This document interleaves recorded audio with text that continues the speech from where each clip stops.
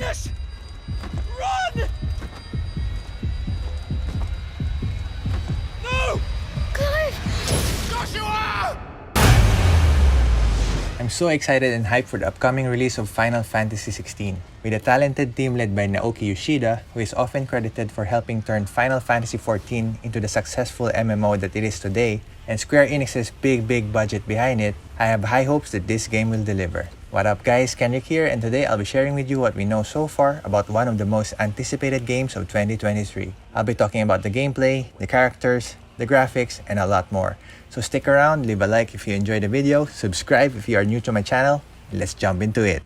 Final Fantasy XVI will be released on June 22nd, 2023. It will be a timed PlayStation 5 exclusive, which means after 6 months on the PS5, it will also be available on the PC. For the PS5, it will be available in 4 different editions: Standard, Deluxe, Digital Deluxe, and a Collector's Edition. The Standard Edition includes the base game and a few bonus content, while the Deluxe Edition includes a special Clive Rosfield steelbook case and a cloth map of Valisthea. The Digital Deluxe includes a digital mini art book and a number of pre-order bonuses. The Collector's Edition features all of the Deluxe Edition's bonuses and a variety of high-end collectibles such as the Collector's Box, the Icon's Phoenix vs. Ifrit figure, a Metal Icon pin collection, and the Blood Sword, which is a weapon DLC. Final Fantasy XVI is set in the world of Valisthea, where 6 nations exert power through their possession of magical crystals and the assistance of powerful beings known as Icons and their human hosts, the Dominants. As a deadly plague called the Blight spreads and causes unrest among the nations, the main character, Clive Rosfield, hoped to inherit the power of the Phoenix, but it was given to his brother Joshua instead. Determined to forge his own path, Clive becomes the first Shield of Rosaria, responsible for protecting the Phoenix. However, his career is cut short when he's defeated and his kingdom got destroyed by the Dark Icon, Ifrit, leading him on a quest for vengeance.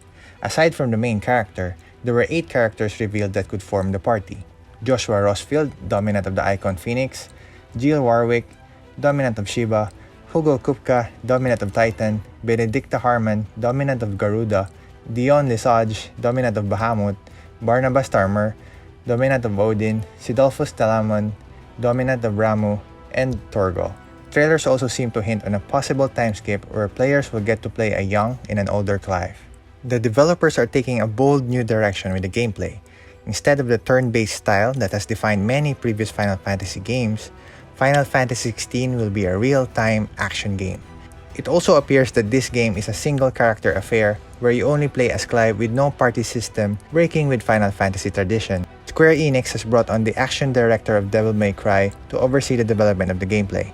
This is great news for fans of fast-paced action games, as the Devil May Cry series is known for its smooth, fast, and satisfying combat. One of the most interesting aspects of the gameplay are the icons, powerful summons that players can call upon in battle.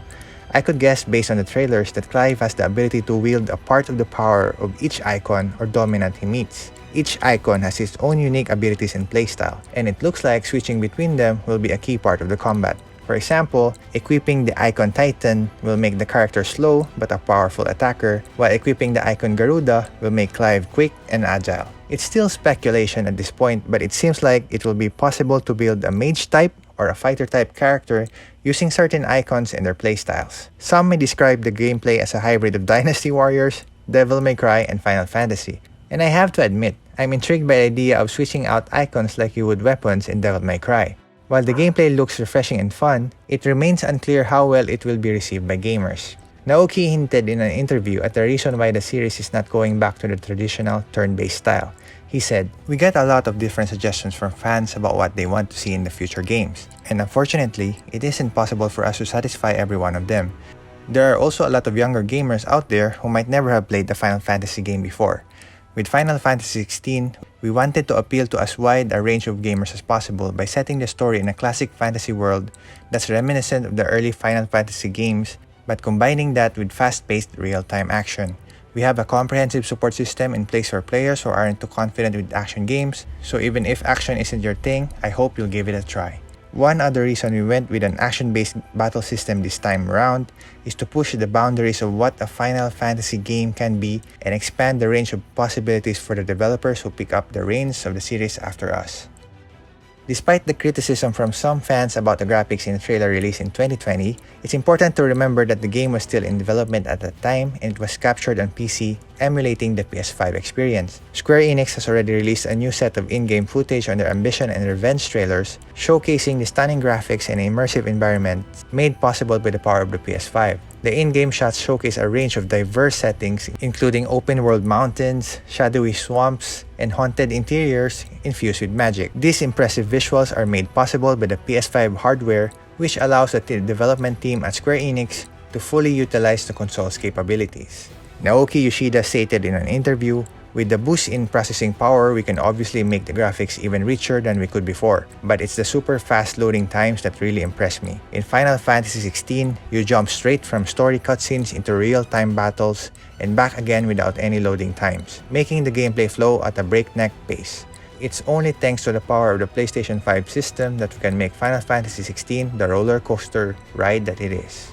However, despite these impressive graphics, the game is not yet in its final form. Naoki has stated that his team is still working on refining and polishing the game's visuals and core experience to make it even better. Overall, Final Fantasy XVI is shaping up to be a game that will appeal to fans of fast-paced action games. The developers have a massive budget at their disposal, and with the team behind the success of Final Fantasy XIV, it's clear that they are taking the game seriously. I can't wait to see more of this game and get my hands on it when it's finally released. Here's hoping that Final Fantasy XVI will be the game that truly brings the franchise back to its former glory. Again, if you're a fan of the franchise, please subscribe for more Final Fantasy news and updates. It will really help my channel a lot. And that's it. Catch you in the next video.